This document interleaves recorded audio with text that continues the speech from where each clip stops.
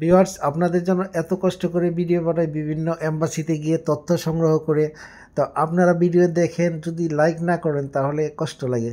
তো যেহেতু এতটুকু তো আপনাদের কাছ থেকে আমি পেয়েই থাকি, তাই না? আপনাদের জন্য কষ্ট করে ভিডিওগুলো বানানো হয়, বিভিন্ন এম্বাসি থেকে সঠিক তথ্য নিয়ে আপনাদের জন্য ভিডিও দেওয়া হয়, যাতে আপনারা উপকৃত হন, কোনো হয়রানির শিকার না হন, বা আপনারা সঠিকভাবে সহজভাবে কীভাবে করতে পারবেন সেই তথ্যগুলো আপনাদেরকে দিই। তো আশা করি একটা লাইক কমেন্টস এতটুকু তো পেতেই পারি না। আশা করি ভিডিওতে লাইক করবেন, আর আপনাদের জন্য শুভকামনা। চলেন ভিডিওটি শুরু করা যাক। তো আপনারা যারা থাইল্যান্ডে এসে আপনার কম্বোডিয়ার জন্য ভিসা করতে চান, ট্যুরিস্ট ভিসা, তো অনেক সিম্পল বাট একটু ডিফিকাল্ট। সেটা হচ্ছে আপনার মালয়েশিয়ার থেকে একটু ডকুমেন্টস বেশি লাগে এখানে, আর একটু সময় বেশি লাগে। মালয়েশিয়াতে যেখানে 1 ঘন্টার ভিতরে আপনি ভিসা পেয়ে যান, তো সেখানে এখানে আপনার দেখা যায় যে সকালে জমা দিয়েছেন, আপনি বিকেলে গিয়ে পাবেন। অথবা অনেক ক্ষেত্রে একদিনের জায়গায় আরেকটা দিন সময় তারা বেশি নিতে পারে, যদি আপনার পেপারগুলো জাস্টিফাই করা লাগে, কোনো থাকে, ডাউট থাকে। তো ওনারা পেপার সব ডকুমেন্ট চেক করে একটু বেশি এখানে। আর মালয়েশিয়াতে কোনো চেকই করে না, এমনি দিয়ে দেয় আপনাকে, জাস্ট স্টিকারি করে পাসপোর্ট আর ফটোর সাথে। আর এখানে কিন্তু আপনার পাসপোর্ট আর ফটো না দিলেই হবে না। এখানে আপনার হোটেল বুকিং প্লাস আপনার এয়ারলাইন্স বুকিং প্লাস আপনার ব্যাংক স্টেটমেন্ট দিতে হবে। তো এইগুলো দেওয়ার পর সকালে জমা দিলে মোস্টলি আপনি 95% আপনি বিকেলেই পেয়ে যাবেন। আর বিকালে কালেকশনের টাইম হচ্ছে আপনার 4:45, মানে আপনার 5টার কাছাকাছি আপনার এখানে গিয়ে কালেক্ট করতে হবে। তো আপনারা এখানে কিভাবে যেতে পারেন? তো সেক্ষেত্রে আপনারা ডাইরেক্ট সুকুমবিট এরিয়ায় যদি থাকেন, এখান থেকে আপনার আধা ঘন্টার মতো লাগবে। আপনার বাইক, আপনার গ্র্যাব আছে বা ট্যাক্সিতে আপনি যেতে পারেন।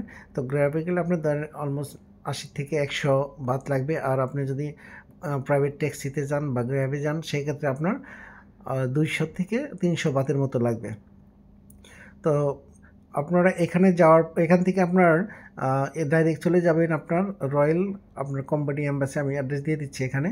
তো এটা কিন্তু লাওসের এম্বাসির কাছাকাছি, একদম পাশেই, 2-3 মিনিটের রাস্তায় এই পাশ থেকে এই পাশে আর কি। তো এখানে যাওয়ার পরে এইদিকে আপনারা দেখবেন এখানে কম্বোডিয়ান আপনারই আছে, রয়্যাল এম্বাসি। তো এর ভিতরে ঢুকবেন, এর ভিতরে ঢুকে যে এখান দিয়ে গেট দিয়ে ভিতরে ঢুকবেন। গেটের ভিতরে যাওয়ার পরে আপনার এই যে এই পাশ থেকে যে ডান দিকে এই যে এই রুমের ভিতরে যাবেন, এখানে যাওয়ার পরে লেখা দেখবেন আপনার ভিসা অ্যাপ্লিকেশন। আপনার 3 নাম্বার যে কাউন্টারটা, ওইটাই ভিসা অ্যাপ্লিকেশন। তো ওখানে গিয়ে আপনি ওনাদের সাথে কথা বলে ওইখান থেকে আপনাকে ওনারা 2টা ভিসা ফর্ম দেবে, 2টা ফর্ম আপনি পূরণ করবেন। তো আপনি যদি অনলাইন থেকে ডাউনলোড করে প্রিন্ট করে নিয়ে যান, সেক্ষেত্রে আপনারা এটা আগেই করে নিতে পারবেন। তো অথবা না নিয়ে গেলেও সমস্যা নেই, ওইখান থেকে আপনি 10 মিনিটে এটা পূরণ করতে পারবেন ফর্মটা নিয়ে। আপনার টোটাল লাগবে 1600 বাত আপনার ভিসার জন্য। তো সিঙ্গেল এন্ট্রি ভিসা দিয়ে থাকে তারা। তো এখানে দেওয়ার পরে আপনি সকালে জমা দিলে বিকেলের মধ্যে আশা করি পেয়ে যাবেন, যদি কোনো প্রবলেম না থাকে, ডকুমেন্টস সব ঠিক থাকে। আর এটা আপনি মালয়েশিয়াতেই করলে একদম ইজি। আপনার বর্তমানে যে সিচুয়েশন, সেক্ষেত্রে মালয়েশিয়া থেকে আপনার 10 মিনিট থেকে 1 ঘন্টার ভিতরে পেয়ে যাবেন।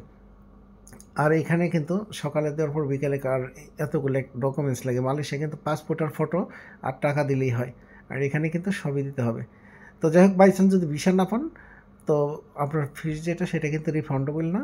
আর ভিসা 95%ই পায়, বা 99%ই পায়, 5 বলবো না, আমি 9ই বলবো। হঠাৎ যদি কারো প্রবলেম থাকে, সেক্ষেত্রে আপনার না পেতে পারে। আর এই যে এরকম একটা রিসিপ্ট দেবে, যে রিসিপ্টটা কিন্তু আপনারা ফেলবেন না।